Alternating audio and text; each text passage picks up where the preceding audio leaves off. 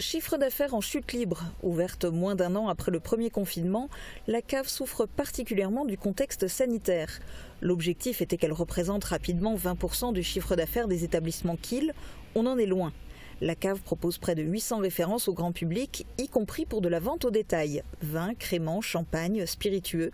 Des productions de petits vignerons aux grands classiques, en passant par quelques produits de luxe, tous à consommer évidemment avec modération.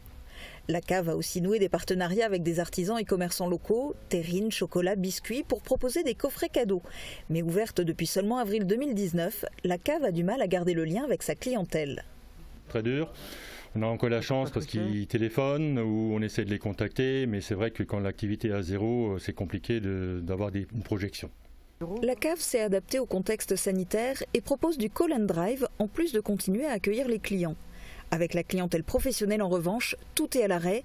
Les restaurateurs ne sont toujours pas sûrs de leur date de réouverture. Comme les décisions sont prises sous 15 jours, je ne peux pas vraiment réagir moi non plus. Et que ma clientèle est dans le même cas.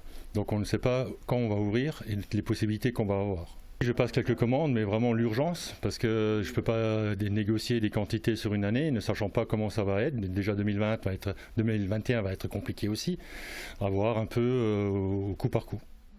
Les mois de mai-juin, d'habitude particulièrement porteurs grâce aux mariages, communions et événements associatifs, se sont avérés catastrophiques.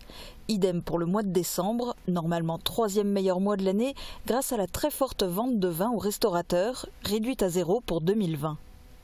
Paul Kiel, bonjour. Bonjour. Quel est le bilan que vous dressez pour 2020 ?